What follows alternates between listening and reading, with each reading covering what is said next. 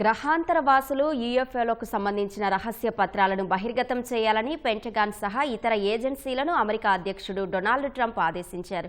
ఈ మేరకు ఆయన తన సామాజిక మాధ్యమం ట్రూత్ సోషల్లో పోస్టు చేశారు.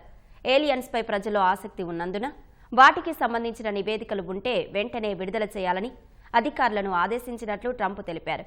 గ్రహాంతర వాసులు ఉన్నారా లేదా అన్న దానిపై తనకు ఒక ఖచ్చితమైన అభిప్రాయం లేదని రాసుకొచ్చారు.